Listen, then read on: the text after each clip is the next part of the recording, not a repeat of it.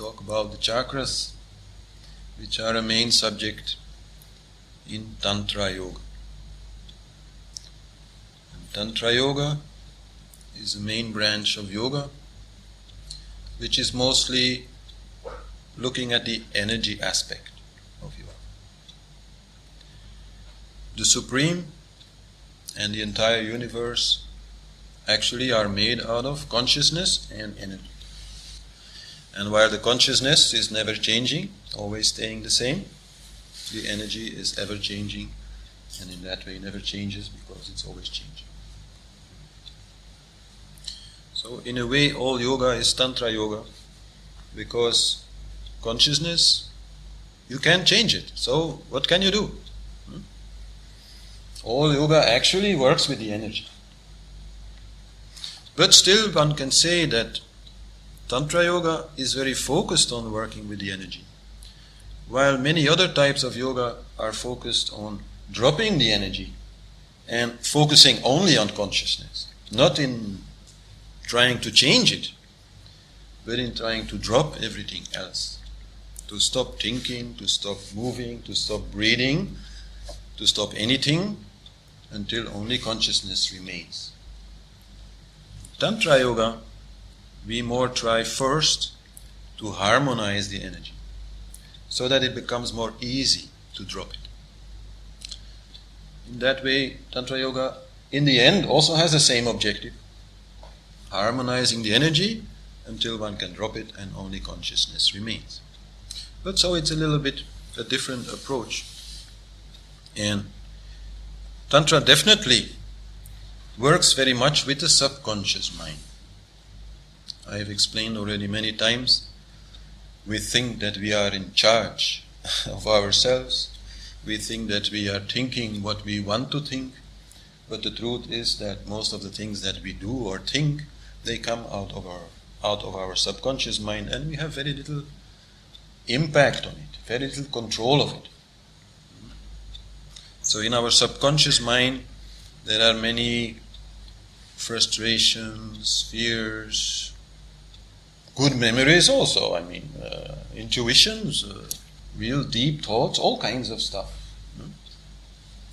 But if you want to harmonize the energy, you want to harmonize our thoughts and our feelings, then definitely the subconscious, we have to work with it. And since we cannot consciously control it, we need a kind of magic to work with it. The subconscious, nobody knows what is there. So how could you make a science, a logical science of how to work with it? You can't, because you don't know what is there. And it's very different also for everybody. So you need some kind of other science, Tantra, magic. And there are many aspects of it. Like we have been talking about numerology before, there's actually also a Tantric aspect of it. We can talk about rituals, we can talk about the use of mantra, and we can talk about chakras. So this is where the subject of chakras really lies. And chakras are like very popular, very popular subject. And it speaks to the imagination, these energy centers that we have in our body, and all kinds of experiences that we can have with that. It's quite interesting. It speaks to the imagination, and as a matter of fact, that also makes it a little bit confusing, because, once you start working with this field, you start meditating and working with these energies, then you can have all sorts of experiences, hot energy going through your spine, cold energy going through your spine, different kinds of colors which appear in front of you, inside in meditation, all these kinds of things. So, and then people start talking about it and writing about it, and so you get many, many different books on chakras and many, many different kinds of experiences. So that makes it rather confusing. And so today I want to a little bit stick to the traditional view on chakras as it comes from the Vedas. Try to make it a little bit more clear what the subject really is. And especially I want to focus on that which immediately can be used by anybody hearing this class, which is the relationship between chakras desires and the evolution of consciousness. Because that is a main thing, first of all, to understand. And that is first of all what chakras are about. So this is the first thing. And then we will look also into the, I would say, more technical aspects of it, how to work with the energy in Kundalini Yoga, as it is then called. So, chakra in Sanskrit, a revolving wheel, a circular motion. And so these centers, energy centers, indeed have energy moving in a certain direction, like a little wheel. And my teacher Harish Johari wrote a rather famous book about it, where he calls chakras energy centers of transformation. And with that he has actually a double intention. First of all, yes, these are centers through which you can transform yourself, through which you can make yourself change.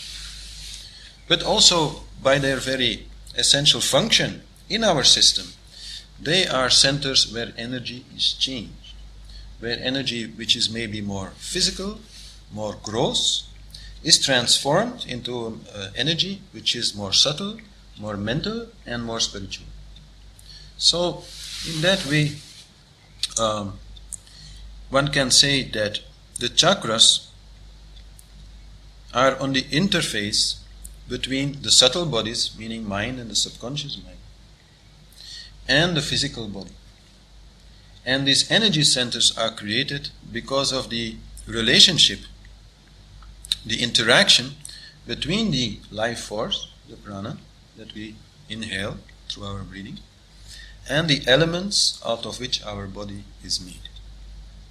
We have first chakra is earth related, second chakra water related, third chakra fire related, fourth chakra air related, fifth chakra related to akash or the space element, sixth chakra related to maha tattva, which is an element which has all the elements in it in seed form, and seventh chakra which is completely beyond the element. So this is basically the setup of the chakras, and maybe I can distribute these papers so that you can have a better idea of that. And you could say that it is the tickling of prana, of the elements, which creates our prime desires. And that is, of course, something interesting to know. Our desires, nothing wrong, but not always easy. And to know that actually these desires are often created as a simple interaction between your life force and your physical body is quite interesting, because that offers you many ways to control them.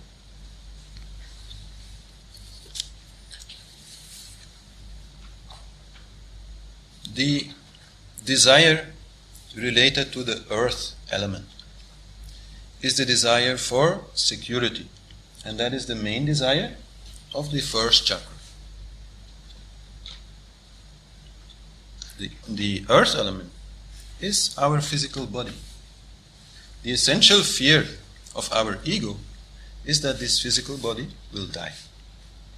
So security is what the first chakra is all about, because it is worrying about the earth element. Then the second chakra is water dominated. This creates the desire for pleasure. As I have explained already in, for example, the class on the rasas, the emotional essences, it is in the water of our body that we get our feelings, our emotions, our pleasure and our pain. So in second chakra we go after that pleasure, which is related to the water element in our body. Then there is the fire element. The fire element creates light. The fire element makes us see around us. And from that it creates the desire for a certain status within our environment. we want to be somebody. That is the third chakra desire. This is directly related to the fire. We want to be seen, and we are aware that others see us, and we may worry about what they are seeing. So this is the relationship. Then the air element of the fourth chakra expands our vision further. Air is something which is everywhere on our planet. While fire only allows us to see as far as we can see, air brings us in contact with the whole world. The air that we breathe here is the same air that people in China are breathing. So the element of air brings the desire to be part of a group. So it is the desire of love which is created from the air element. And then, as our awareness even further expands into space, the most subtle of all elements, then comes the desire for understanding, and especially the understanding that goes beyond the elements. That is the understanding that we want in fifth chakra. We want to go beyond that subtlest of subtle elements. We want to go beyond the space. We want to understand what is the reality behind the appearance of the universe. And then once we understand a little bit about this reality, then we want to truly realize it. We want to truly become in tune with it. We want to change ourselves. We want to be liberated from our own limited idea of ourselves. So then comes the sixth chakra desire. That is the desire for liberation, for yoga and meditation and all that.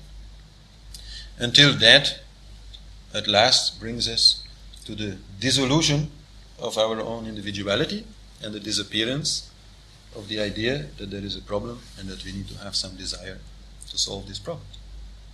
So in that way, the desires are related to the elements. And these principal desires are, personally I believe, very fantastic way to understand yourself and also the people around you. And the order in which they are put here is extremely logical. First, man is living and he needs to survive. This is always our first occupation. If surviving is really difficult, then that will be our only desire. All else we will ignore.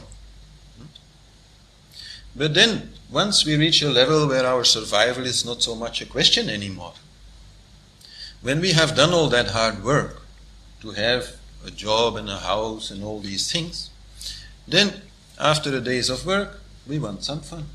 We want to enjoy it. So naturally, we go to the second chakra, desire of enjoyment. And then we can enjoy this and that and such and so on. But after a while, this becomes a little bit boring. All this just enjoyment. We want something a little bit more tangible. And we also see that the pleasures are not always evenly distributed around us. And maybe we feel a little bit that we are disrespected in that way, that some other people are getting more sweets, let's say, than we are. So then comes naturally the desire for status in our environment. We want to be respected, we want to be somebody, and actually here also the ego develops a desire for immortality. We want to be remembered even after we die. That is a typical third chakra desire. We want to really mean something. But okay, once we've been a little bit on the top somewhere, the boss of some department or I don't know, in some way or other have achieved that desire, have satisfied that desire, then we start understanding that it is also not so very satisfying. Because people may respect you, even a little bit like be in awe of you or fear you or look up to you, but that does not mean that they love you. Actually, very often that will not be the case. No? They will maybe more want your position, even though they are friendly to you because of the power that you have achieved. They will be, sneak around your back. So then comes the desire for love, to be really part of a group. At that moment, the ego is trying to solve its basic problem a little bit outside of itself, a little bit understanding the connection that there is, and enjoying the pleasure of togetherness, which is a much more rewarding pleasure than the pleasure of being important, or the pleasure of having chocolate ice cream, or the pleasure of having a big bank account. So then, okay, we start moving like that, we start really belonging to a group, identifying with a group, working for a group, serving a group. That can be just a family, or it can be a little bit a larger group, or we can start taking care of the environment, or of elderly people, or poor people, or handicapped people, or whatever. No? Out of this feeling of togetherness. But that is not always easy. Once you start loving other people, then you also start feeling a little bad when they are feeling bad. And then you start wondering, why are all these problems there? Why can't we just have a good time? So you are starting to thirst for more understanding, for more knowledge. So then logically, because of your engagement, you are starting to search for knowledge. You are starting to wonder, what is this? Why is it like that? Can't we change it? So then fifth chakra desire automatically comes. And you start looking for knowledge, and you read many books, and you come to lectures, and you start understanding. And you start especially understanding that there is not really much to understand. That, the knowledge is beyond the words. That it is about being rather than about knowing in the sense of, words, concepts. You can write books full of them, but they don't really help us so much. We forget them so easily. That's the first problem with concepts. You can have a really good concept about how to live, but half an hour later you've forgotten. So you want to become that. You want to become, you want to be that. And so then comes the desire, naturally, for stopping mind, stopping thought, stopping conceptualization, and just natural being and going inside and discovering the true self of the sixth chakra. So in that way, this whole evolution is very natural. There's nothing forced about it. It is very clear from that understanding that everybody on this planet one day will start with yoga. It's just a natural exhaustion of desires that occurs, and so people slowly come to the point, that's, great idea. No? And meanwhile, they also have lots of fun in these other desires, in these other chakras, in these other types of energies. Nothing wrong.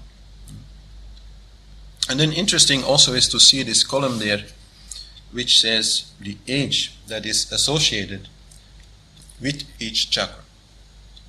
Now these ages that are put there are put for, let's say, normal people as the Vedas look at people.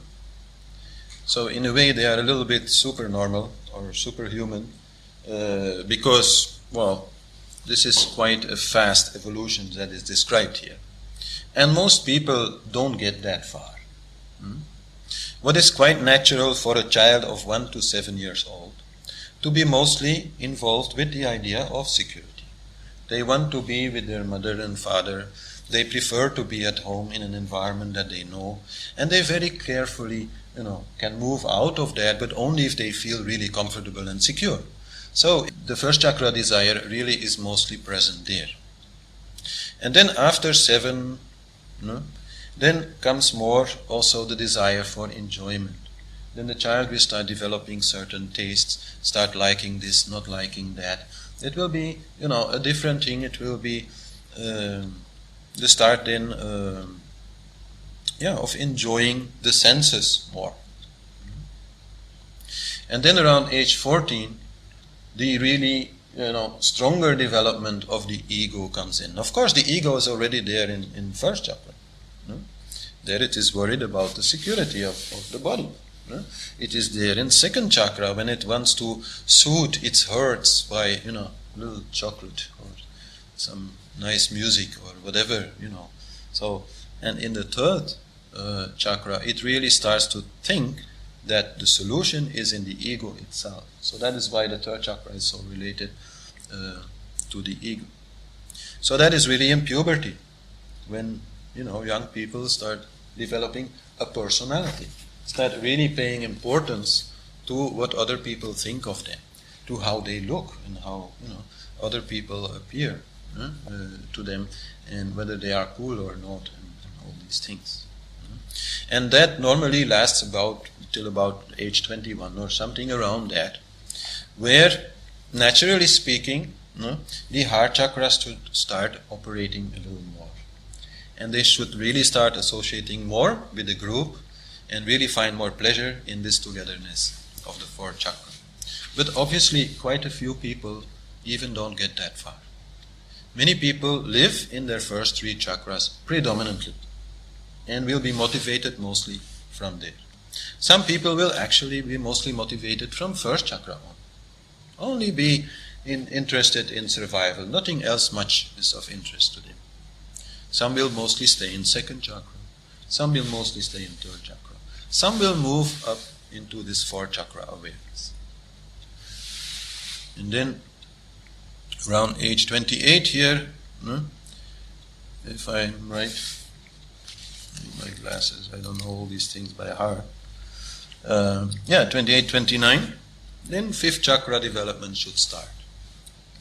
The thirst for knowledge really strongly develop. And then about 7 years later, that story also is a little bit exhausted, and we start wanting to meditate and go inside and find a different solution. That is what the Vedas call the natural evolution. But as I say, many people don't get that far. Many people get stuck somewhere. And it's also quite natural in the sense, if you think about reincarnation, usually you will move in this life relatively fast up to the chakra where you stopped in last life. But there then you will have more time. You will need more time to exhaust that desire, to really enjoy that particular energy of that chakra until you become a little bit bored with it, and then you are ready to move to the next. So this is how it happens. And what I was now explaining as, something as an evolution of a lifetime, as a matter of fact, also is something which happens on a very short period of time, meaning that the energy quite naturally moves through the 7 chakras in the span of 1 hour to 1.5 hours. Quite naturally, there is a movement there, going up and down and up and down in a period of about 1 hour to 1.5 hours. And that can certainly influence you without you being aware of it. Like, let's say you could be in a 4th chakra energy together with some, people that you like. And then suddenly one of these people may do something which you don't like, which is a little naughty. And that may bring you back to your 3rd chakra. You start defending yourself, you start defending your boundaries, you start showing a little anger. That comes. And then after that energy is a little bit exhausted, you can, feel a little bit sad and need a little bit of sweet, and go to 2nd chakra and have a big ice cream. And then after that ice cream is finished, then you start thinking about it a little bit more, maybe a little bit worrying about what will be the consequences. Maybe the person is not just a friend, is also like a business partner or something. Could be. So then you might go more to the 1st chakra energy. Or maybe not. Maybe you can, at that point say, well, he didn't mean it like that. And, again go to the heart, forgive, and maybe even learn something from it. Bring the energy upwards, read a little, inspiring literature and move up your energy, or even meditate a little bit, move even more up. So this is on a very short-term level the kind of things that are happening with us. But there is also a more, let's say, long-term evolution. So we look a little bit more into these behaviors associated with each chakra. So people that are predominantly living from their first chakra, they sleep about 10 to 12 hours every day, usually on their belly, like a little baby also will do, because that gives them the most protection. Their belly is the most, how you say that, easily harmed part. So then you protect that like that. They are compared to ants, always working, always busy, and obedient. They don't have so much ego in the sense of, wanting to be somebody. No. As long as they feel secure, they will do as they are told. They are generally, one could say, God-fearing. They will easily fear ghosts and spirits and whatever is unknown to them. But still, might give some effect on them. They will easily depend on others. Even if they are hard-working, their work will not be independent. They will work for a boss, basically. They need a lot of guidance.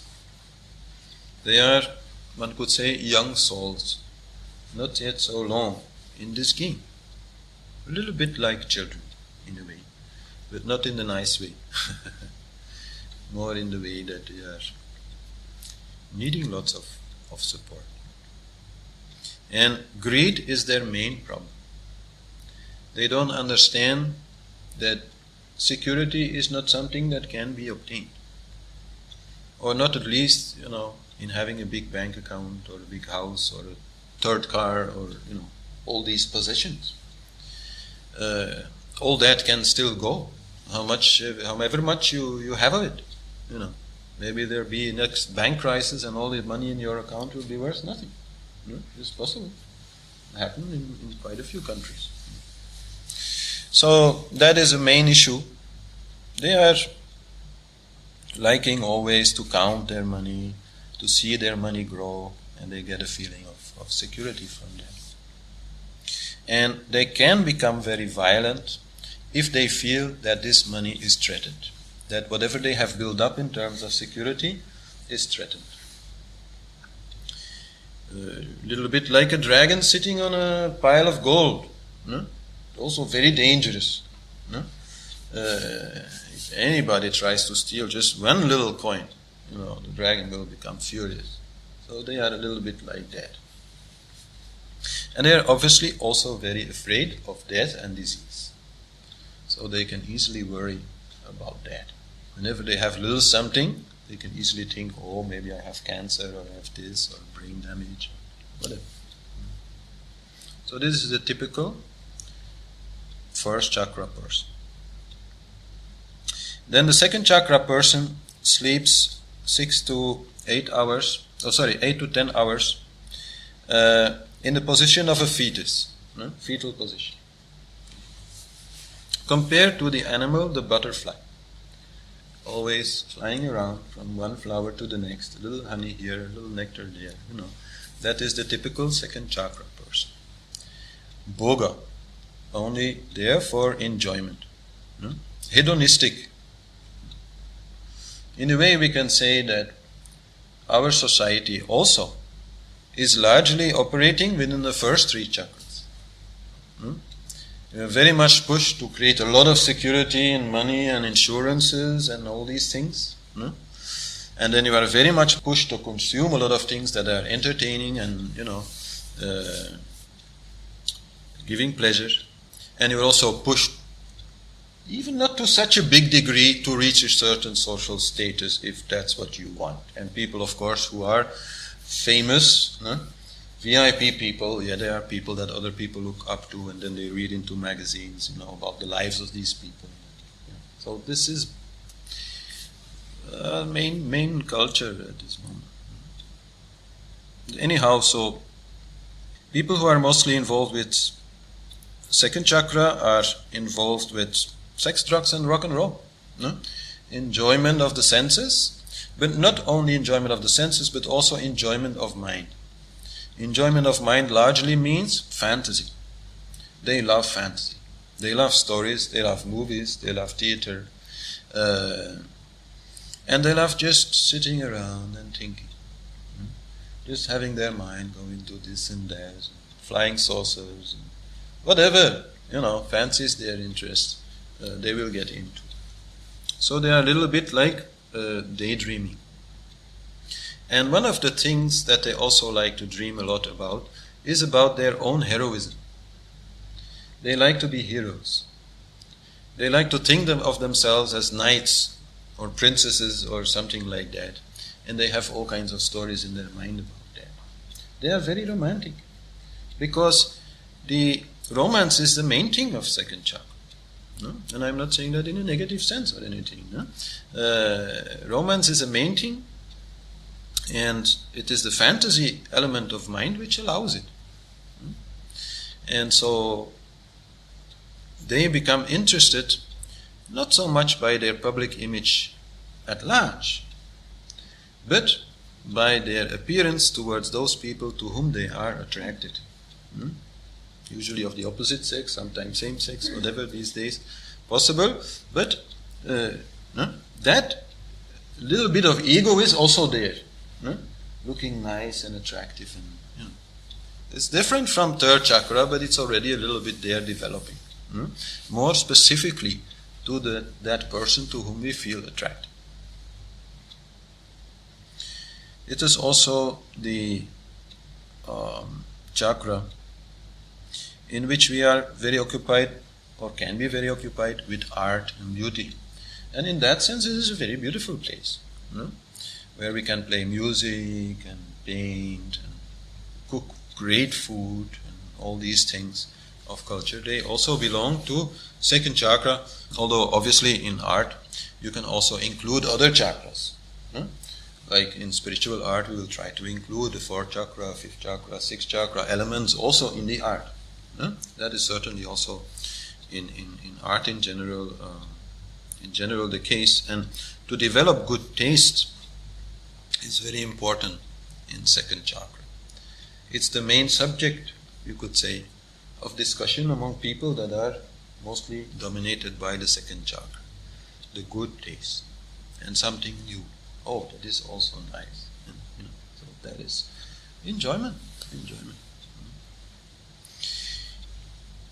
One problem with all this enjoyment is that it consumes a lot of energy. There's nothing that consumes as much energy as mind. So all this enjoyment consumes a lot of energy, which means that these people may have a little bit one could say, manic depressive behavior. One moment they are very active, they are very much involved in enjoyment and having parties and so on, and then at some point they get really tired, and then they can, just sleep or whatever, but they can also a little bit come into a period of nullity, feeling useless, feeling bored, feeling there's nothing to do. That is also a typical attitude in young people.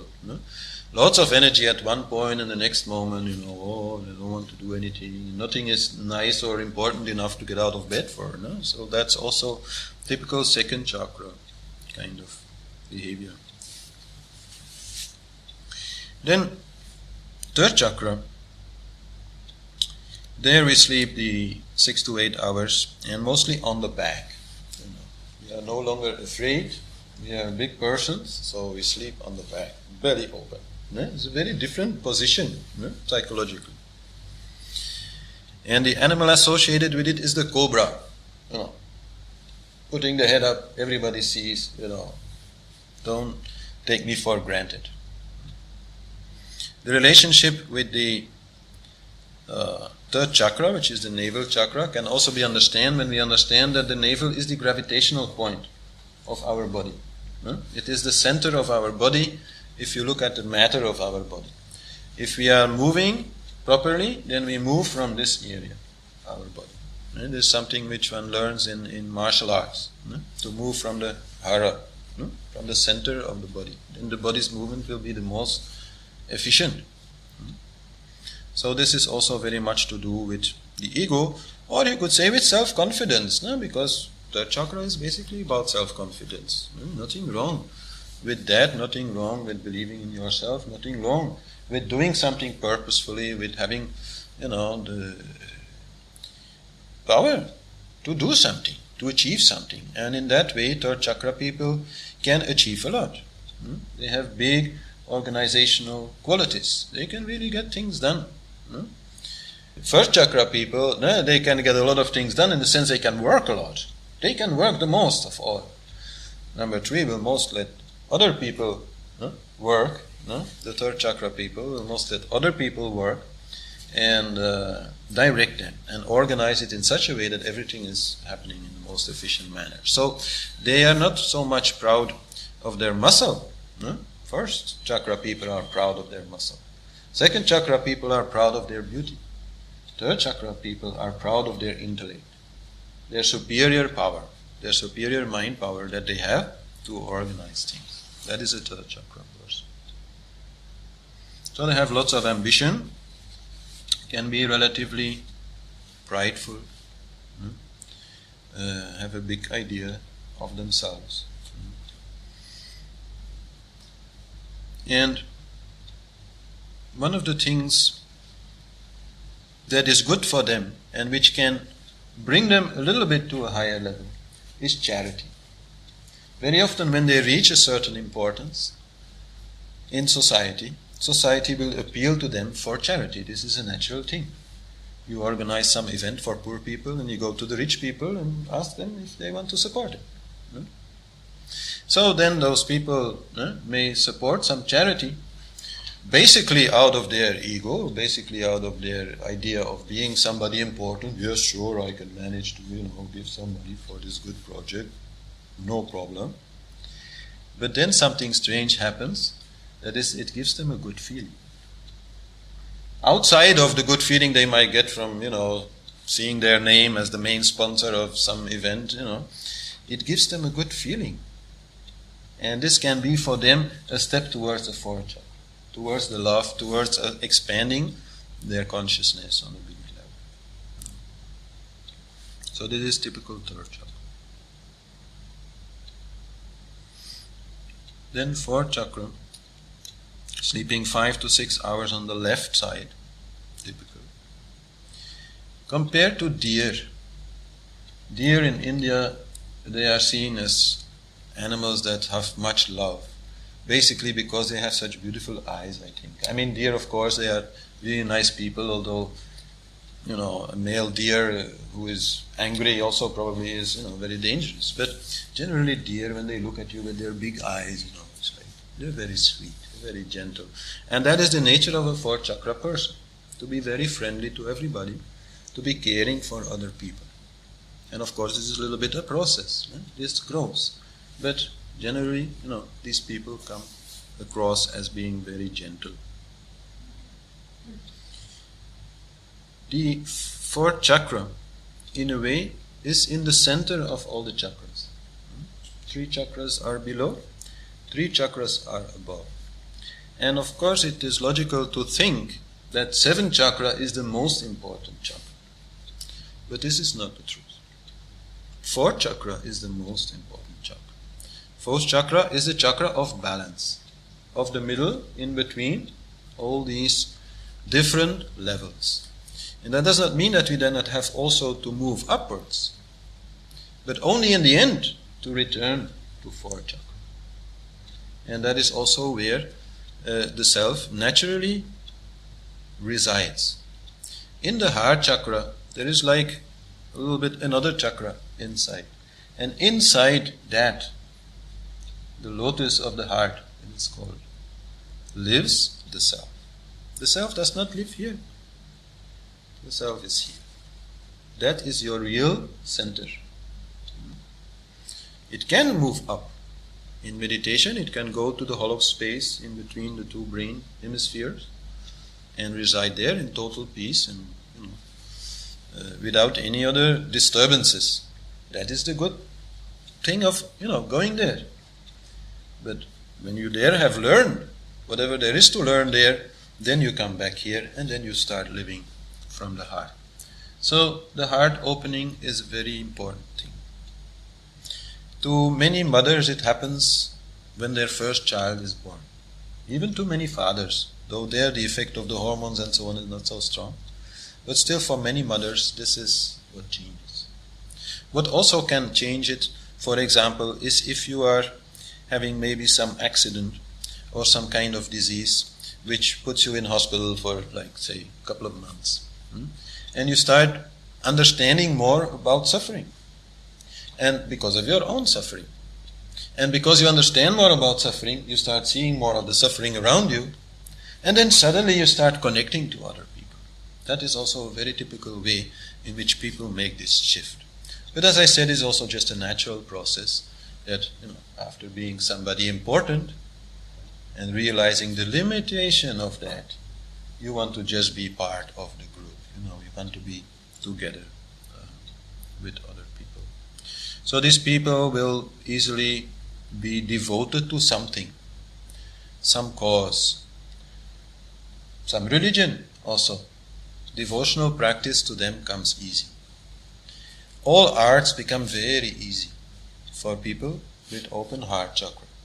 They will naturally be able to sing beautifully. They will naturally be able to paint or whatever. There's still, of course, an element of personal talent involved and so on. But their taste will develop up to a level that they can really bring good feeling to everybody. And that is a clear sign of an opening of fourth chakra. Now when I say opening, it's important also to know that there is like two kinds of openings of the chakras. The chakra can open, let's say, a little bit, meaning that the energy really starts moving there. That is, the start. That's what I meant when I said it happens when a mother gets a child or some other thing happens that opens the heart. But to really completely open the heart chakra is an entirely different matter. To really completely open the heart chakra, pierce the chakra as it is then called, means basically to love everyone. To have no more distinction between the person that you know the best, which is the closest to you, and the stone which is outside in the garden. That is really what it means to open the heart chakra. So there are different levels of opening, you could say. It is there in the heart chakra that we can become sattvapati, what I have already often explained, meaning the ruler of the element of sattva, the ruler of good feeling. Sattvapati means you know how to be happy. You don't need any external source for that. You just know how to reach inside, find this happiness and bring it out. So that is that which is happening also in fourth chakra.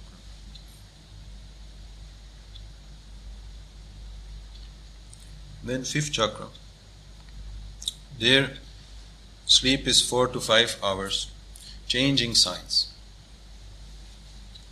This reducing of the number of hours of sleep I have explained already in another class, but just in short, has to do with spending less energy. On the gross level, the more you do there, the more energy you spend. The more your energy goes into more subtle levels, the less energy you spend. So the less sleep you need. That's basically the reason. So the animal associated with fifth chakra is the peacock. The peacock makes a lot of noise. And that is typical for fifth chakra people. Not meaning that they are shouting or anything. But a fifth chakra person really is a spiritual teacher. That is a fifth chakra person. That doesn't mean that, people who are not spiritual teachers cannot be already working with their fifth chakra, cannot be already, having their energy go there. As I explained, every hour or 1.5 hours, everybody's energy is going up and down. So that's not what I'm talking about. No? A person who really lives from his fifth chakra is a spiritual teacher.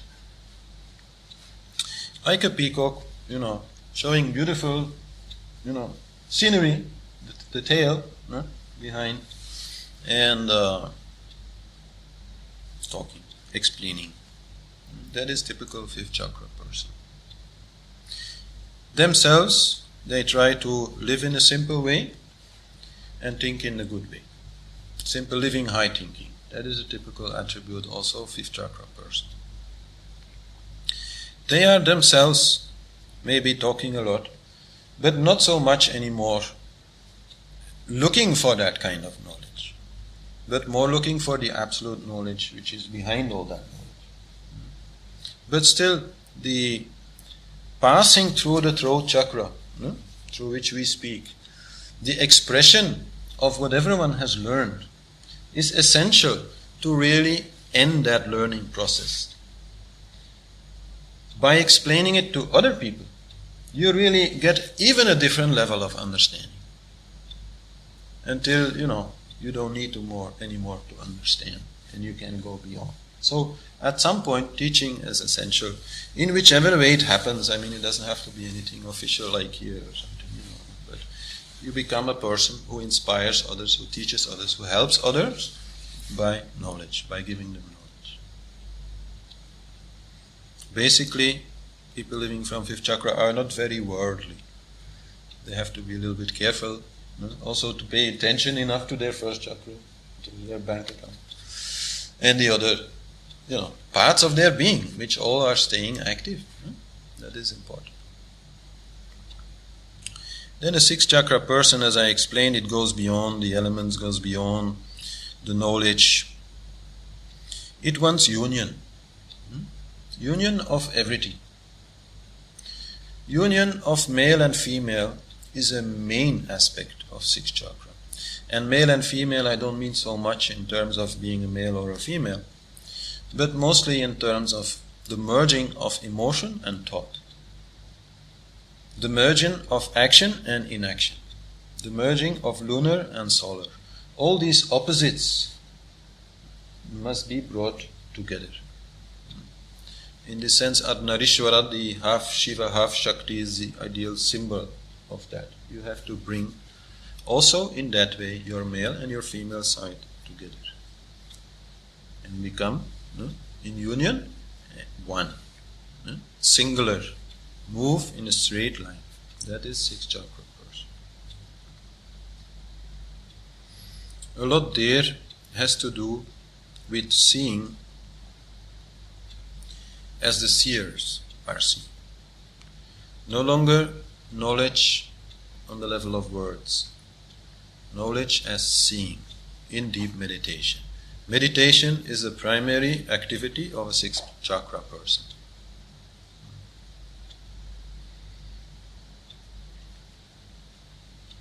There really Satchitananda is reached. The self as being truth, being and bliss. In fourth chakra already Ananda comes. In fifth chakra already Chit comes. There is some awareness of what it means to just be. In sixth chakra, through this seeing with the third eye, as it is called, the truth also is added to it. And so then we become really Satchitananda. And a large part there is to develop the third eye, seeing, or as they call it in Western science, the pineal gland, which is behind here, the space in between the eyebrows. And then, let's say, on the road from 6th to 7th chakra, there are still some other chakras there, some other energy centers, smaller, but still really important. And directly above 6th chakra is the Soma chakra. Soma, I will explain also a little bit later, is a certain kind of energy in liquid form which slowly trickles down. And actually, for most people, is just digested. And in that way, it supports the system. But also in that way, produces a loss of energy. So, the trick in between 6th and Soma chakra is to stop this downward flow of the Soma liquid. I will explain that a little later. Then, we meet Kamadhenu chakra. Kamadhenu is, you could say, looking like a mythical animal, having the body of a cow, the head of a bird, wings. I don't know all the details. What is there? I can show a picture. The wish-fulfilling cow. So then actually, somehow or other, everything what you wish for becomes true. So that is a little bit a trap which is put there just before the very end of the game. No? You know, it's easy to drop desires because you feel anyhow it's not worth the effort. No? You know, I'd like to have a Rolls Royce. Okay, I have to work really hard for it. It's not worth the effort. So it's easy to drop that idea.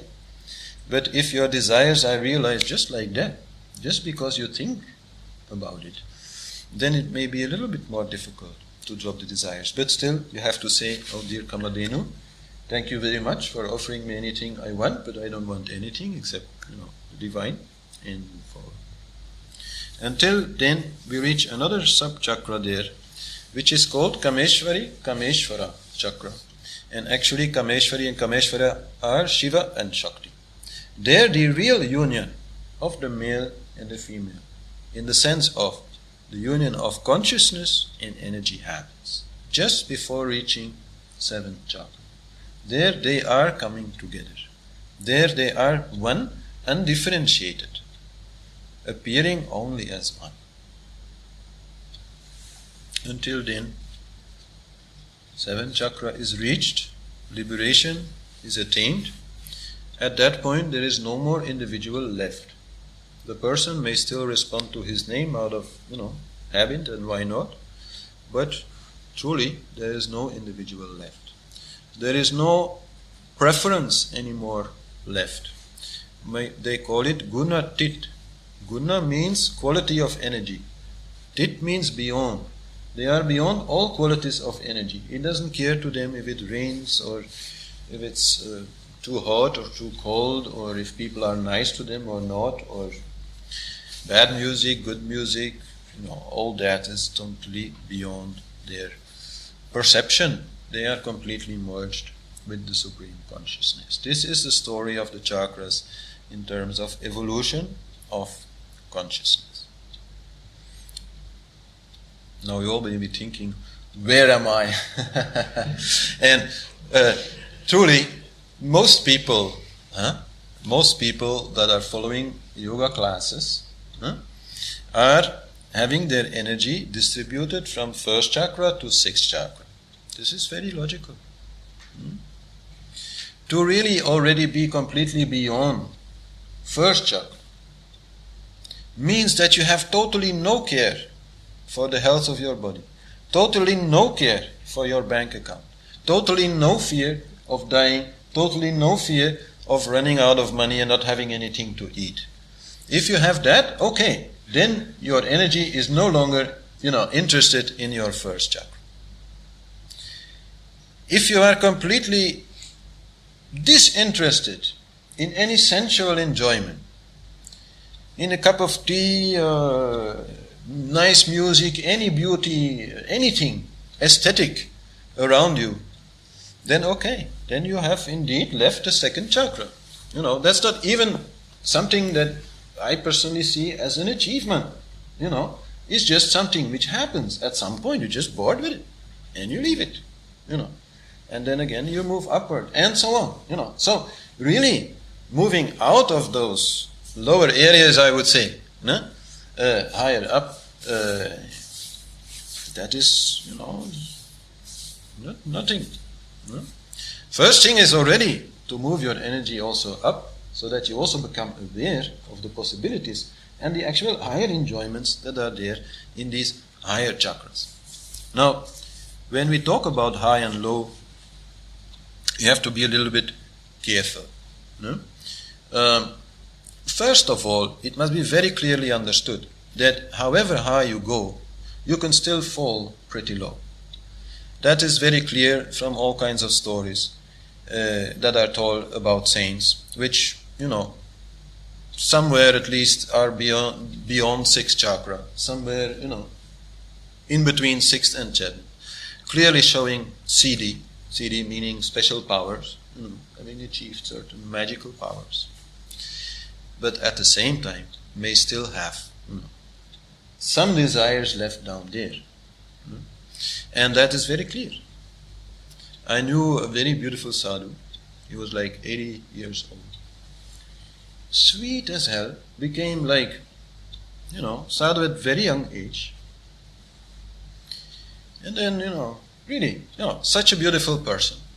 So I met him. I was like the first Westerner he met. So by meeting him, I became friends with him, and I started talking to other people about it and send them also to him to meet him because he was such a nice person. And so other people started coming, among which many Western ladies, generally not wearing, a lot. I mean, in the sense of not very well covering their body as, Indian ladies are generally doing. And suddenly, this guy, completely lost it. More than 80 years old. Suddenly he went completely crazy for all these ladies. He couldn't stop touching them. And, he stayed sweet as ever. That was not a problem or anything. But it was quite clear that this person, although, he really went very high.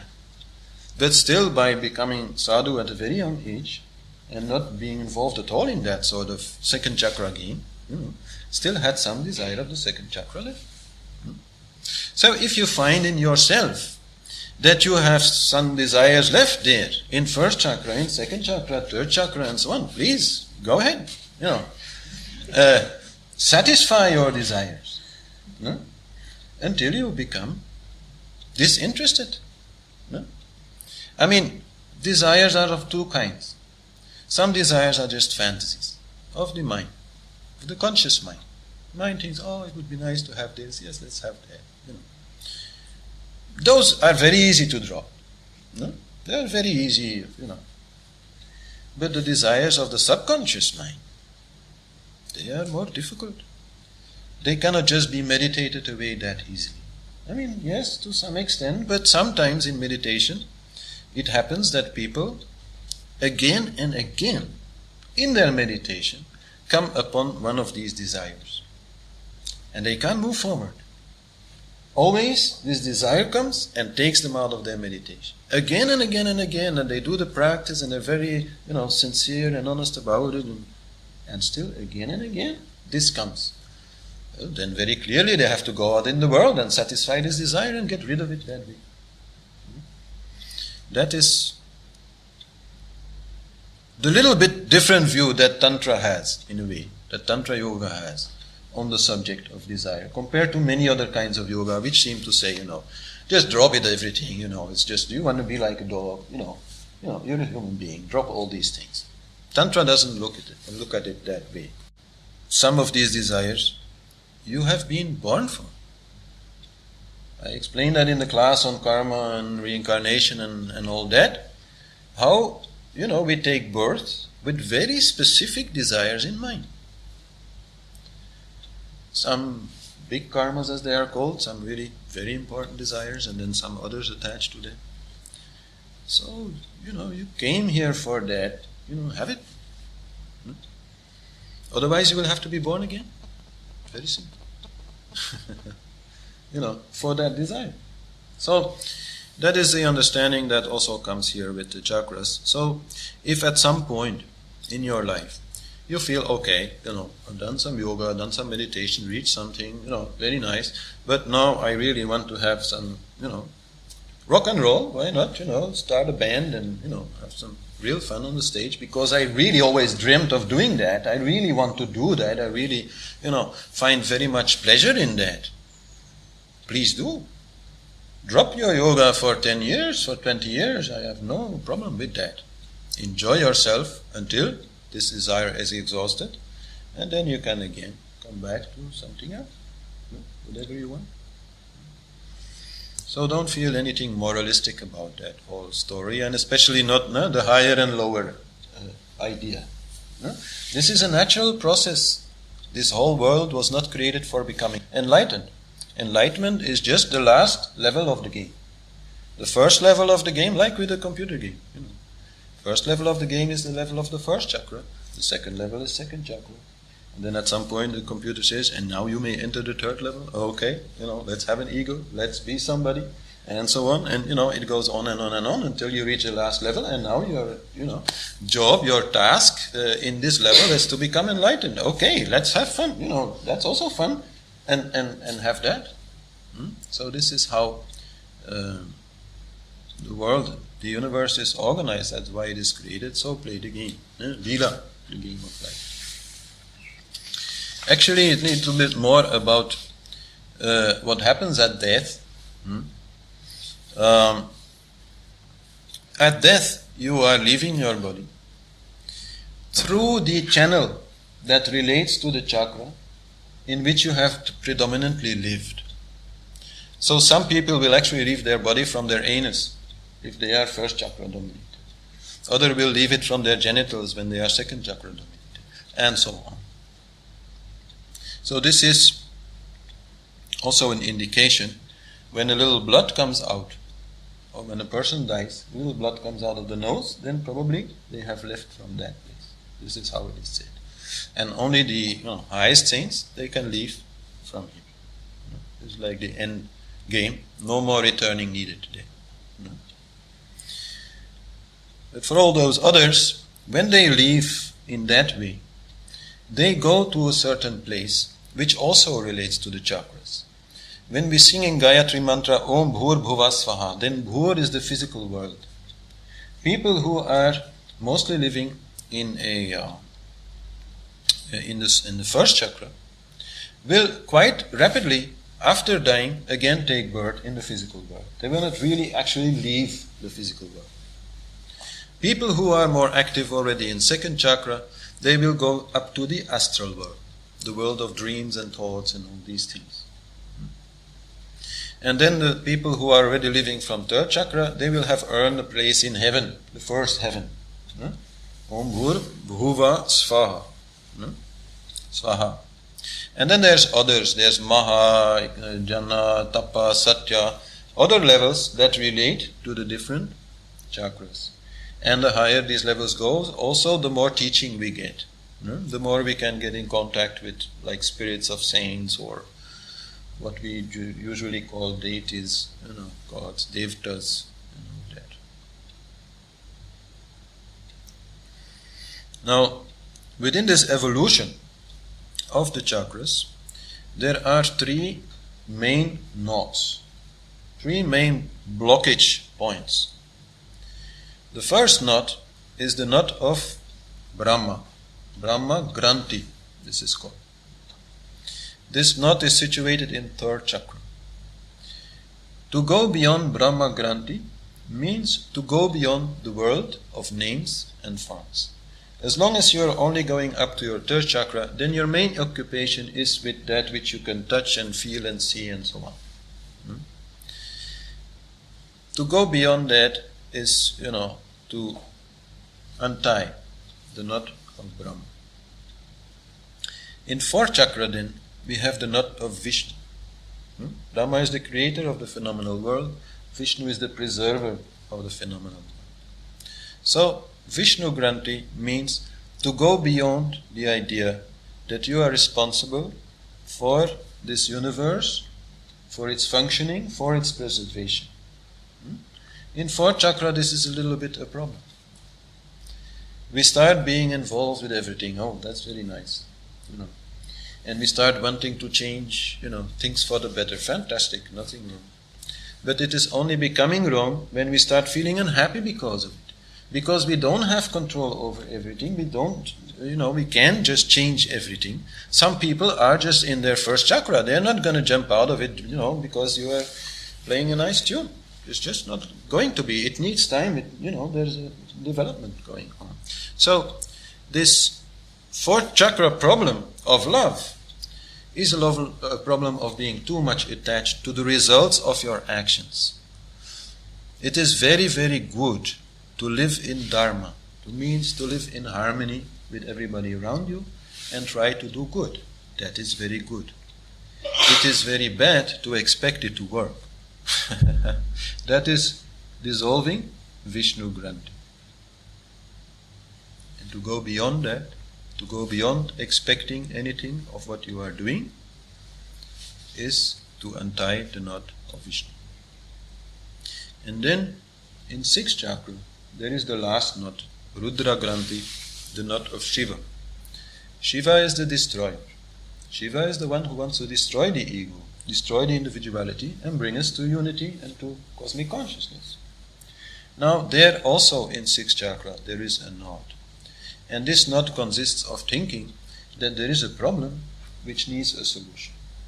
Because that is still there, of course, in 6th chakra. We want liberation. We feel this world is no good. We feel ourselves are no good.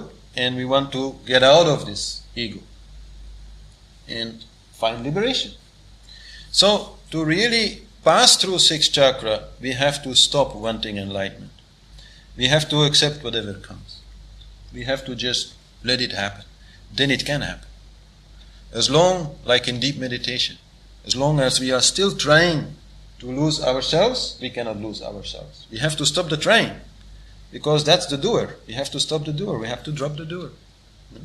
So that is in 6th chakra what has to happen.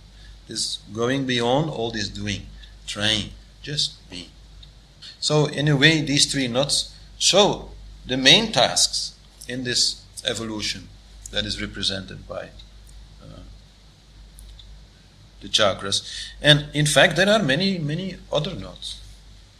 Each chakra has many knots, many particular little problems that have to be resolved. This is something we can maybe talk about in another class, because, if you start talking just about the 1st chakra, you can fill a whole class with that very easily, about all the aspects that are there.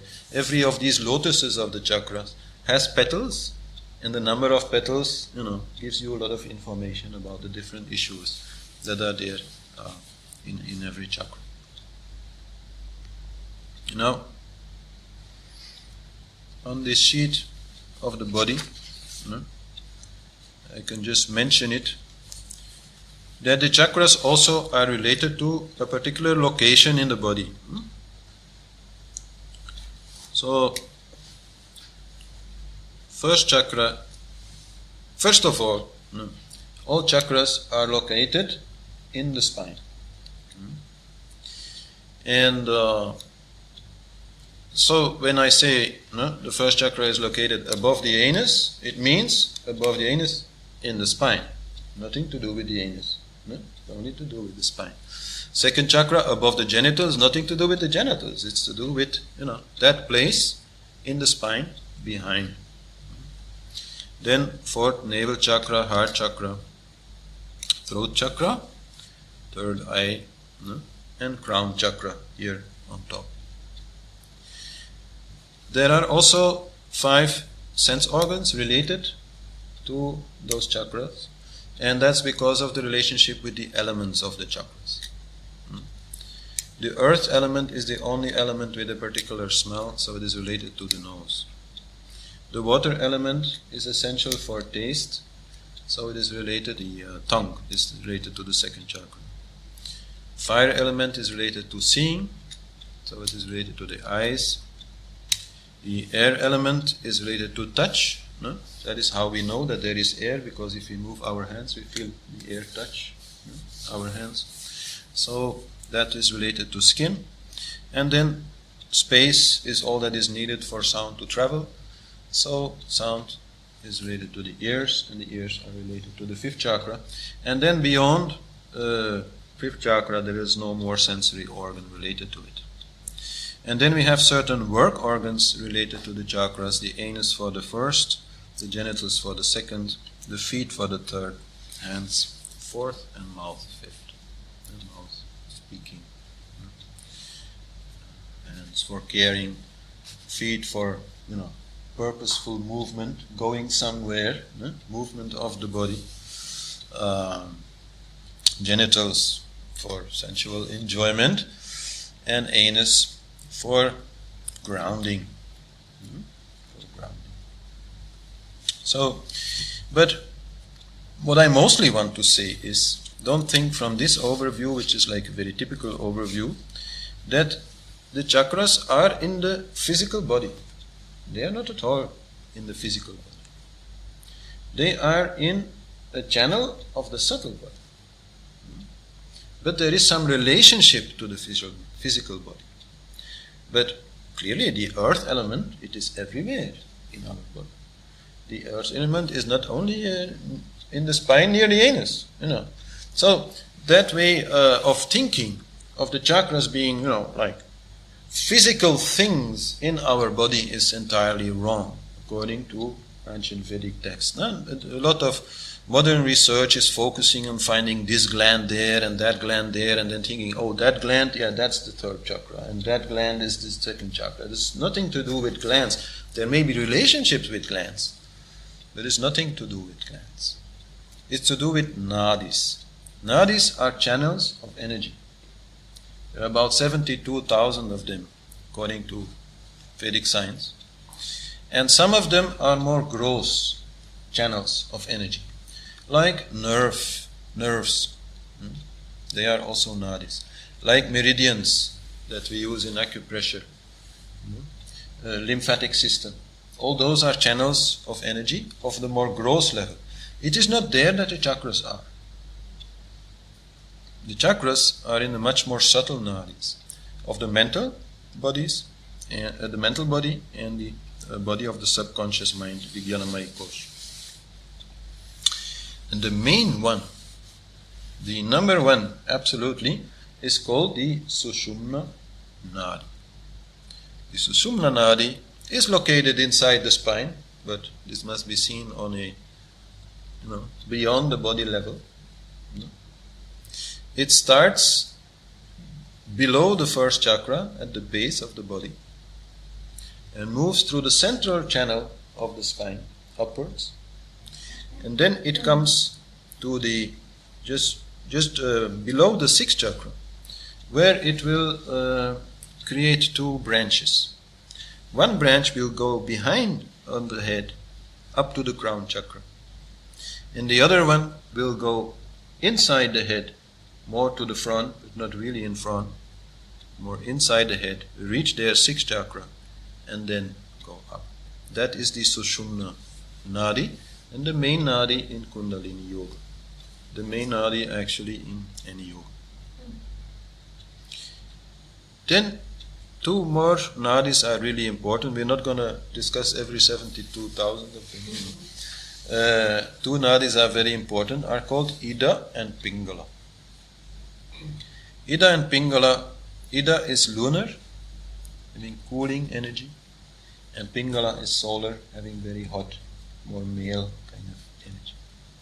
Both also start at the same place as Sushumna, at the base of the spine. But they are not in the central channel. They are surrounding the central channel.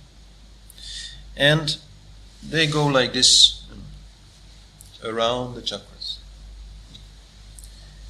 always alternating, until they reach sixth chakra, where they create a knot. And this knot is very much related to what I said before about bringing union between the lunar and the solar, the male and the female. But after this knot, still they again continue each individually, and they end up in the nostrils. So the Ida Nadi ends up in the left nostril, the Pingala Nadi ends up in the right nostril. And that is where in pranayama then we are working with them.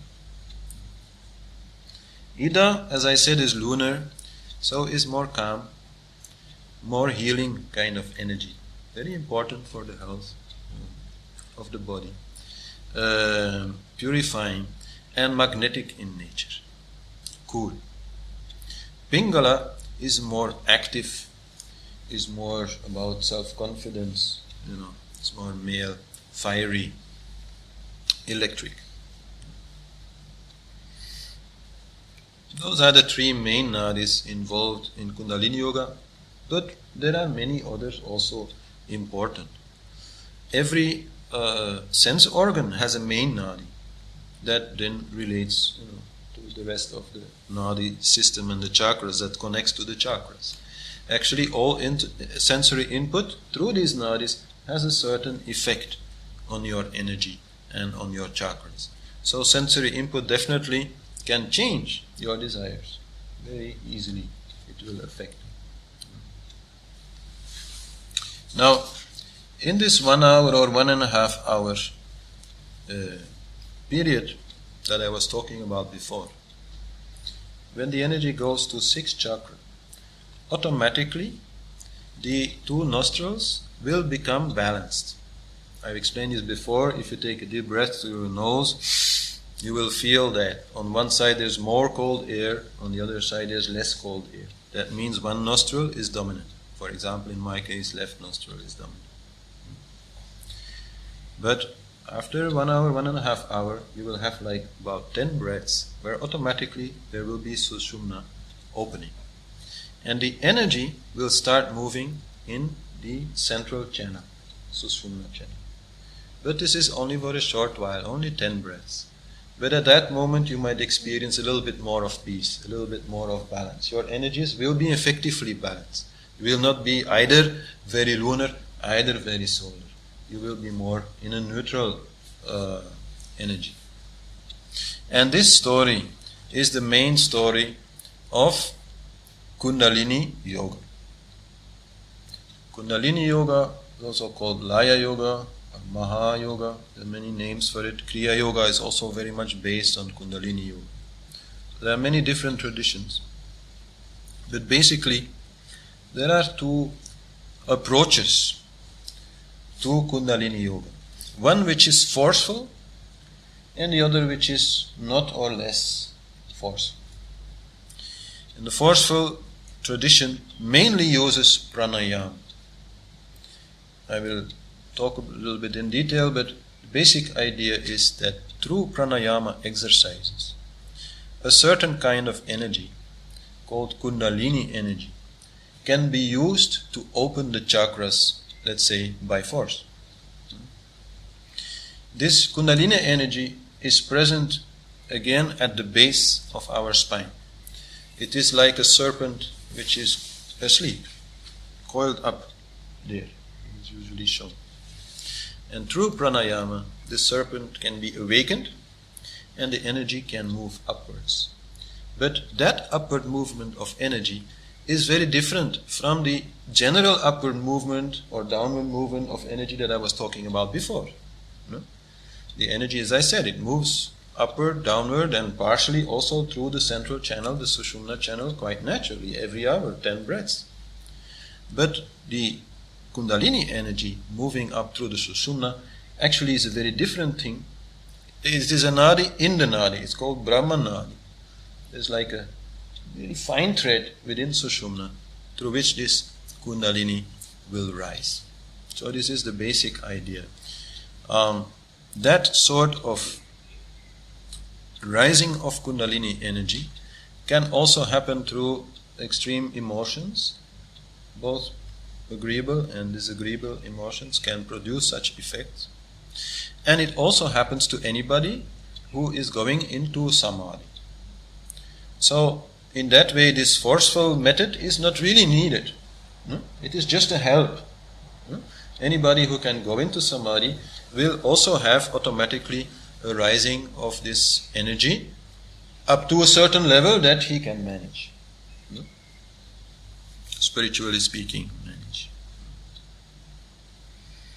This more forceful method is quite complicated and requires quite a bit of time.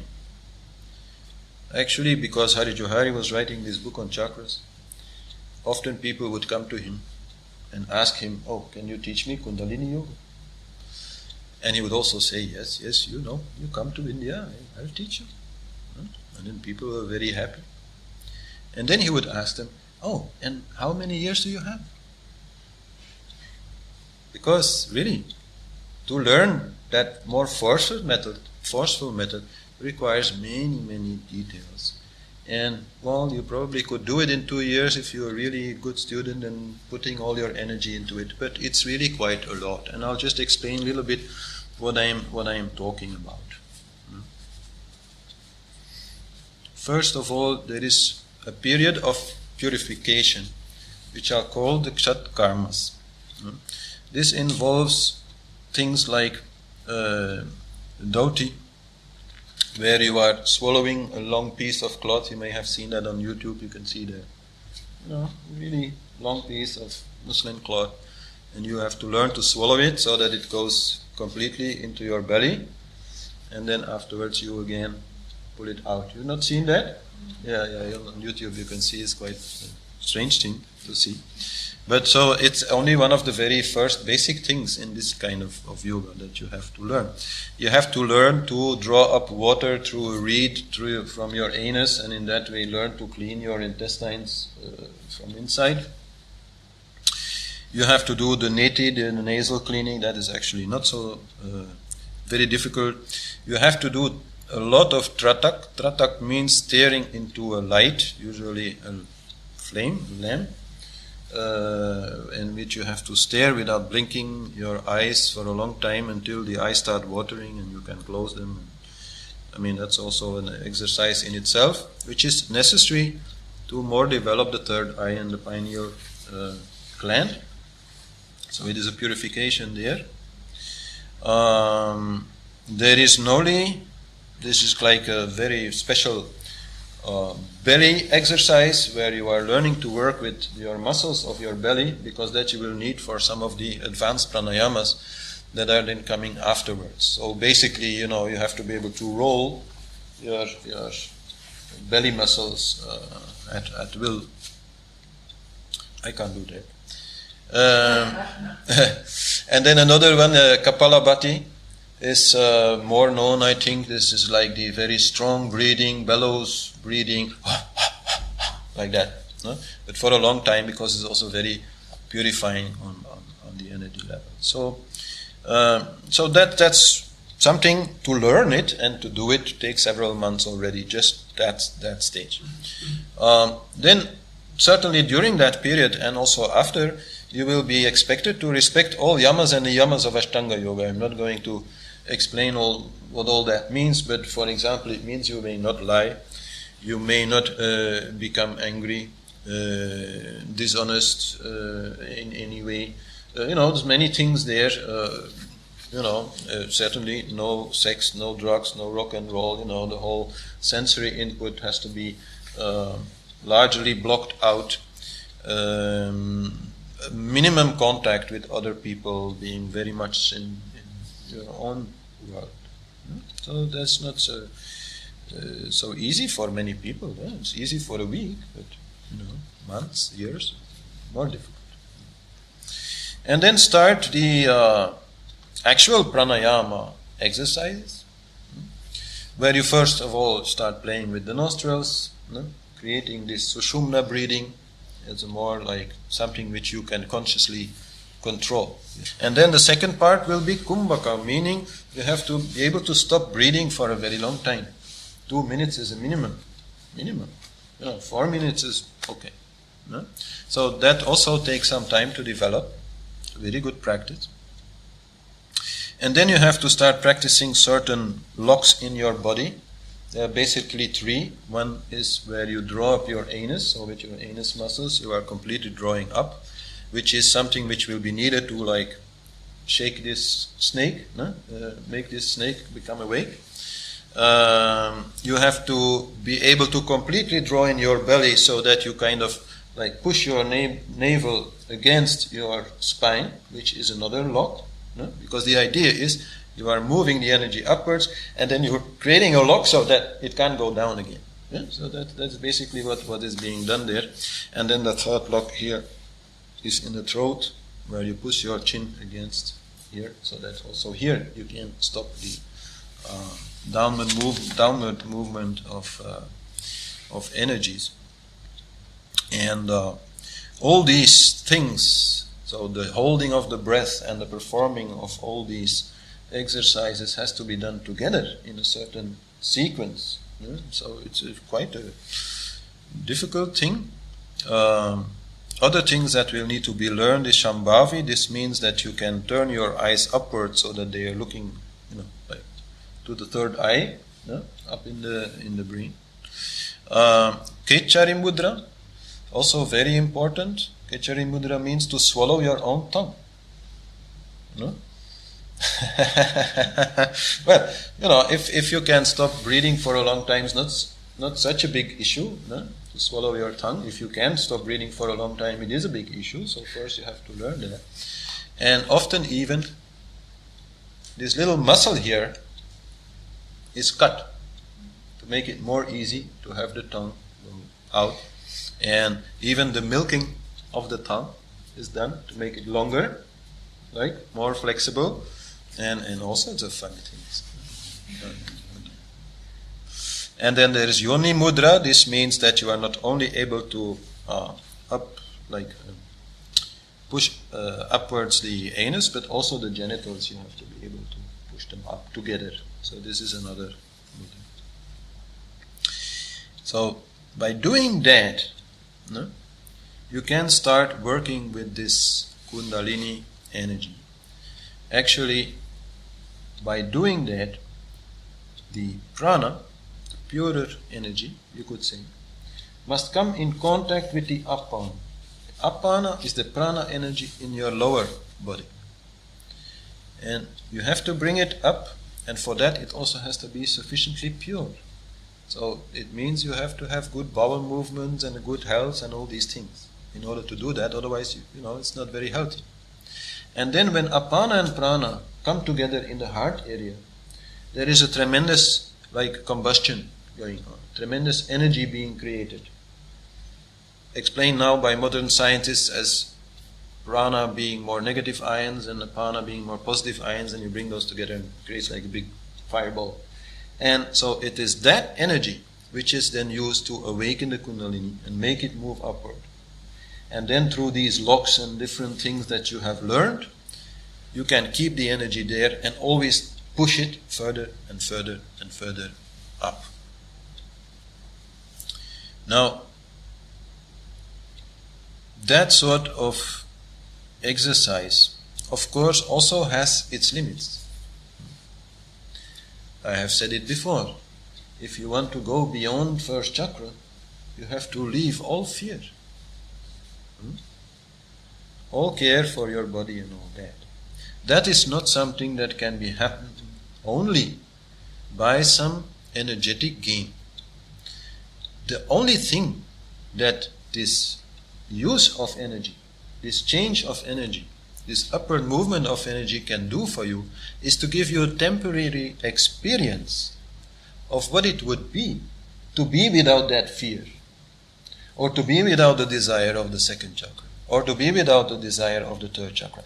Temporarily, in that meditation, that is what you will experience. So that experience can definitely help you to grow there, to more easily let go of those desires.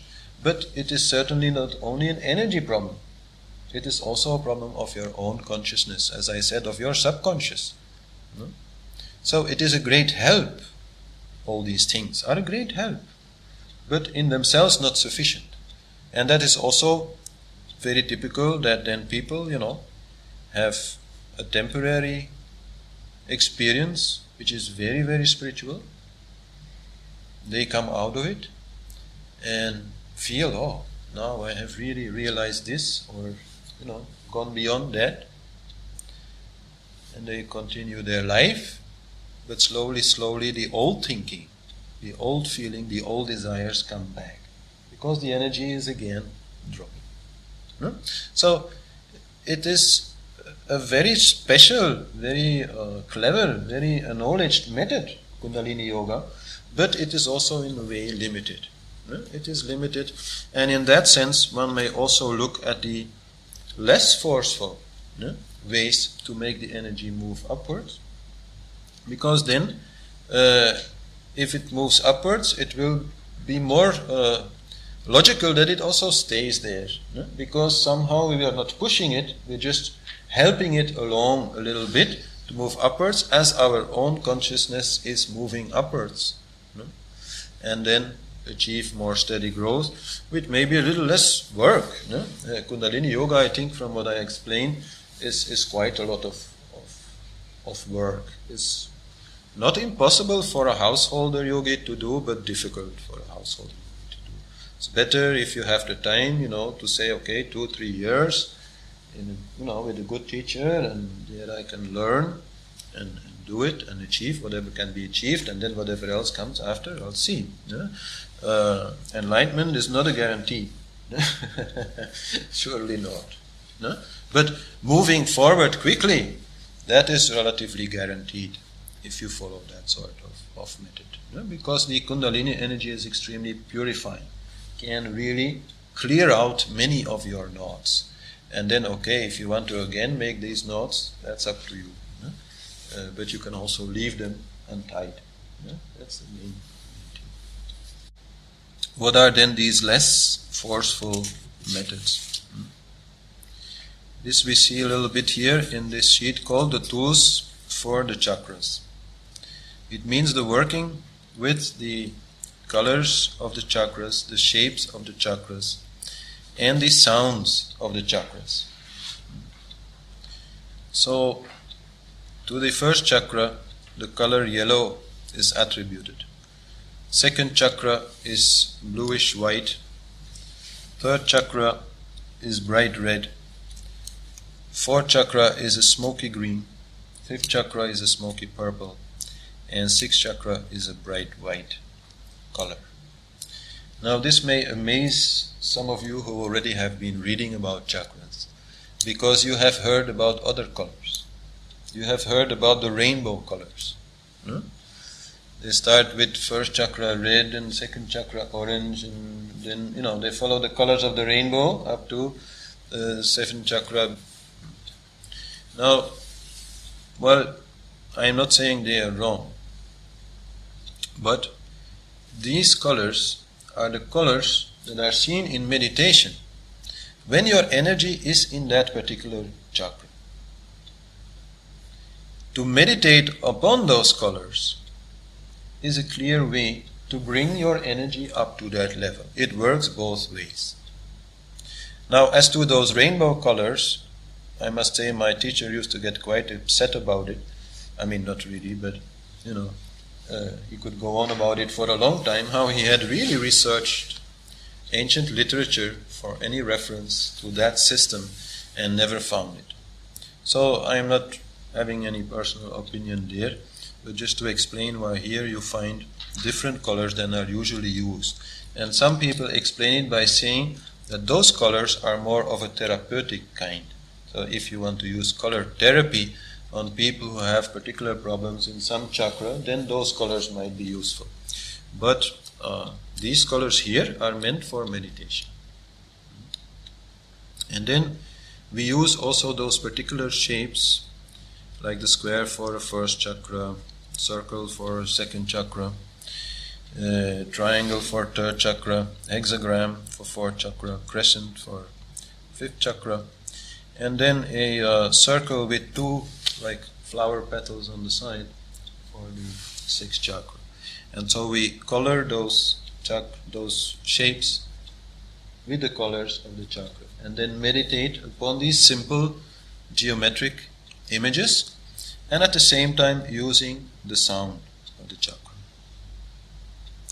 Painting first yourself these shapes and those colors is very, very good to help you visualize it. To visualize is not always so easy, but if you paint it, then for maybe 1 hour, 2 hours you've been really doing that, and then more easy to visualize it.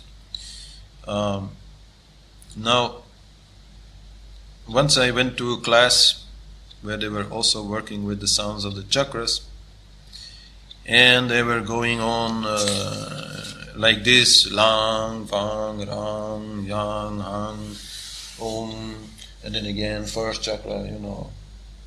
This is really nonsense. No? If you work with this, you first work on your first chakra for a long time. And if I say a long time, I don't mean 10 minutes. I mean really a long time. Months. You work first with that first chakra. So you only work with the yellow square and the sound lang. Very easy. to do. Very effective to reduce your primary fears, to make you more confident on that, very basic level of existence. And then, okay, if you feel comfortable with it, you can move to second chakra. But understand that whatever you are doing there, whatever achievement you are getting there, is only going to last if you are conscious about the meaning of it. Because again, this is just a working with energy.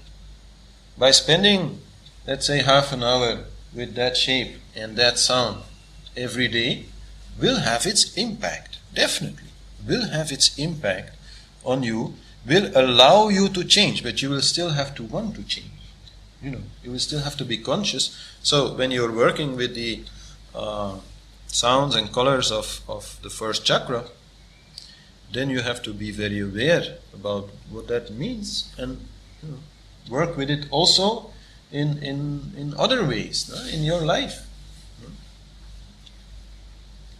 And then if you want to make even a little bit more work, then also the deities of the chakras that are there can be used or are typically used in Kundalini Yoga. And then you get like this kind of images, which are relatively complicated. I don't think you see much of it, but here you have this yellow square, and then the particular deities which are named there, they are also there. So then the meditation becomes something a little bit more like complicated, and in that way more engaging for mind. So that is a practice that Harish Johari absolutely was promoting very much, to make your own paintings of these things and then start visualizing them using the sound also.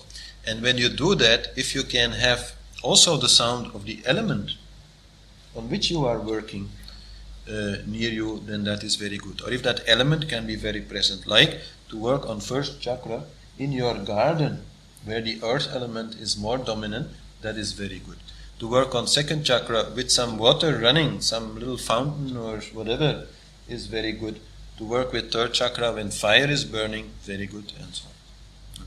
So this is a more soft way to work with the chakras, but also very efficient if you understand what it really means to go beyond these chakras. And that's where I want to a little bit end with.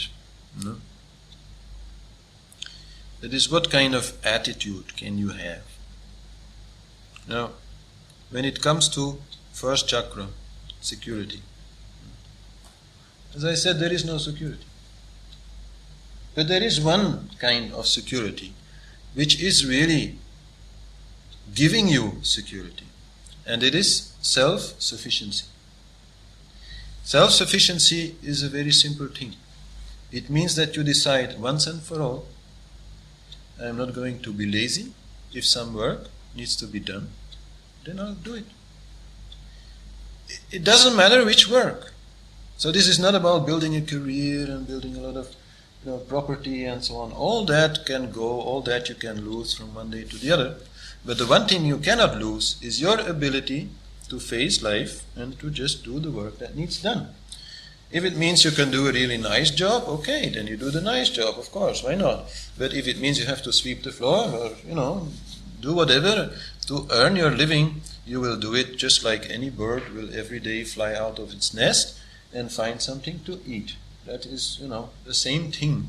And if you can do that, then much more easily, if you can have that confidence, then much more easily you will not worry about money and survival and all these things. Just because you are confident that, okay, I'll always be dependable enough that I can earn whatever is needed for survival, which is not so much. Survival is not so expensive anymore. Just a little food and shelter and so on. Many people, they want to be independent. When they are young, they want to be independent. And okay, very natural, nothing wrong. But the truth is, we are all interdependent. Without the bakeries, what are you going to do? You still need bread. So we all depend on each other, and the only way to really have some security in that game is to be dependable. If others can depend on you, then you will be able to depend on them, and then you will always, have what you need to survive. And that first chakra problem will largely go. From there to the point where a stone is falling from the sky and you're not even bothering to, jump out of the way, that's still a long way to go, and not even, a very natural thing. Yeah? Even most saints will jump out of the way when the stone falls or a car comes or something. That's not so important, but to be self-sufficient, to rely, on yourself, to be dependable. That's the main thing. Then the second chakra, to solve the issue, there's only one word: moderation. There's nothing wrong with second chakra. There's nothing wrong with enjoyment. Only moderation is advisable. Moderation is advisable because the opposite of moderation being, excessive enjoyment only brings pain. It takes away your energy, and usually it also makes you go into adharma, meaning that you are, taking this enjoyment from somebody else. But if you enjoy whatever is there, whatever is coming, if you see the beauty in every little thing, then enjoyment will always be there. It will be very cheap, actually, and not causing any problem. So that is the way to go about this enjoyment. Don't try to push away your desire for enjoyment. Even your body cells require some enjoyment. They require this little tickling now and then. So, but many things are there to enjoy that are easily available. And so don't block anything like that, don't, push it away, but don't run after it. Moderation. That is the way to get out of the second chakra. Then the way to get out of the third chakra is very simply also one word: serve.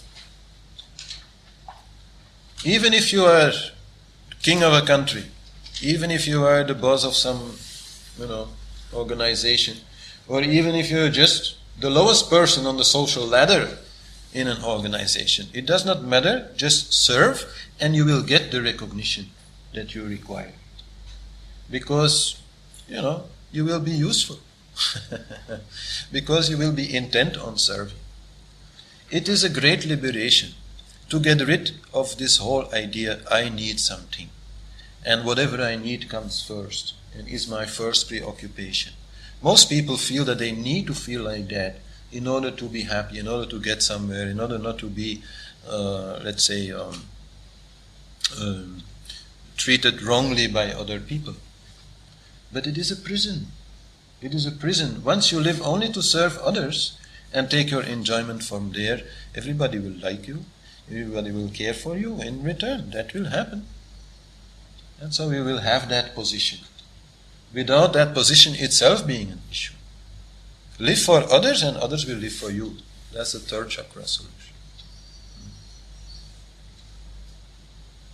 Fourth chakra, the love. How do you solve that problem? It's not easy. I tell you, it's not easy. You love, and then that which you love gets into a little trouble, and you want to help it, you want to solve that problem, and you feel pain in your heart if it is not like that. The only way to solve this problem is surrender. Surrender, as I already said, actually the result of your actions. Act out of love. Sure, that is the serving that I was talking about also in third chakra. Act out of love, but in total surrender. Don't expect anything to come from it. Don't expect any result. Om Purnamada. No, I've said it enough. No, everything is perfect as it is. It's not your job to make this world perfect. It already is perfect. But okay, you can play the game, you can make it more beautiful, you can improve it without believing that this is something very important. Believing that this is very important is just again an ego game. No? Some people, who care for the environment so much that they start being very annoying to other people. Sorry, no, should not be. Should not be. It's very good to care for the environment. I spend most of my life doing that. But, not by becoming angry with other people because they don't understand or because their, mind is elsewhere. Just trying to do a good job, that's all. Then, fifth chakra problem. Fifth chakra problem of seeking an answer. Accept that there is no answer. Fifth chakra problem is all about accepting. It's accepting the truth. You know, the truth of you not being the individual you thought you were. The truth of us being all the same. All those things are very easy to explain. I give often a class, Jnana Yoga, and I explain, okay, this is the truth. Very simple to understand. You could teach it to children 12 years old, they would have, I think, no problem to understand it. But to accept it, that's the problem. That's why we continuously, intellectually also trying to find fault in that truth. Trying to say, yes, but maybe, this way, that way. So in fifth chakra, it's all about accepting this truth. Accept that you are nobody and be happy about it. My name is nobody, So that. Sixth chakra problem is then about really letting yourself be dissolved. After this understanding comes, let it go. Let it go. Just let go. Let go. Nothing more to do with it. It's not really such a big issue. But so if you can work on these things, and at the same time a little bit work with this energy, that will work so much better than if you're just trying to do that all like by yourself. That's the little magic. And for that you have to try it. It seems like a very too simple thing, right? To meditate on a yellow square, singing long, like, what are they talking about? But that's just, the point with this ancient Vedic knowledge, some of these simple things are very, very smart. And to know it, you have to just do it. It's like, this kind of thing. To use a cloth like that, instead of using a pullover. Seems very old-fashioned, But by reading it, I've come to realize, no, this is actually incredibly good.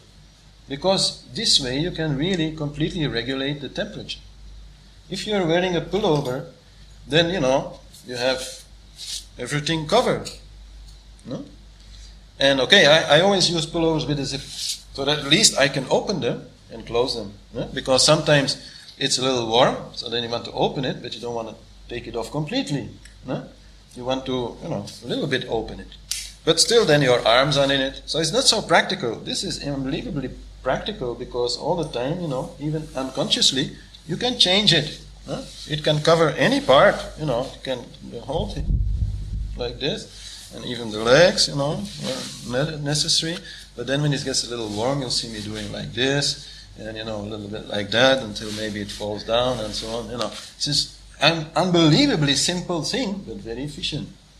Same way with these colors and these sounds. So I think we just have a little time to chant the sounds, so that you a little bit know how to do it. But it's actually quite simple. And here, of course, we will have no other choice but to sing them more or less one by one. Let's say we will sing them 3 times each. And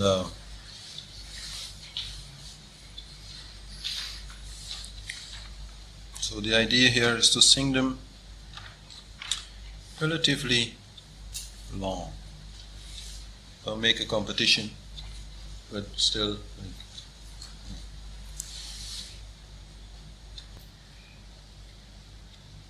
lang.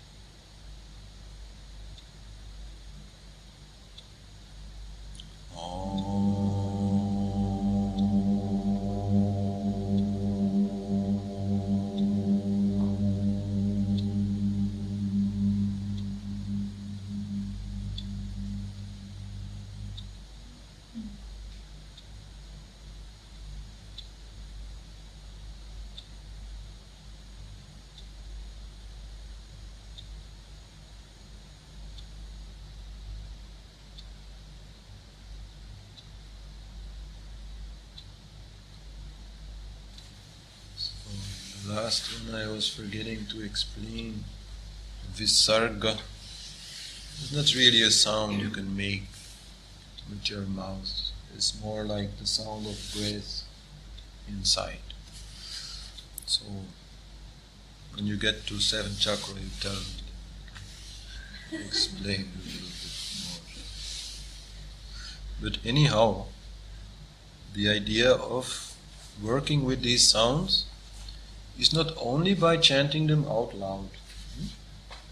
That may be the beginning, like I was explaining before with mantra meditation. You chant outside, but gradually you chant inside. So this is here also the basic idea. And then you use also these visualizations. You can already use them when you are chanting outside. That is possible. But it's also possible to just include the visualizations when you start going inside. Because there anyhow it is very good to have some extra help. Yeah? Because inside just that little sound is not so easy. You have sound plus visual is more easy. The two sides of the brain will be both involved.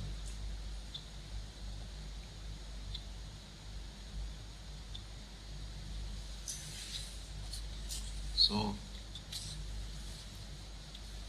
I'm sorry we could not sing more, but yes. Why do you have to start with the first chakra and not which chakra you want to work on?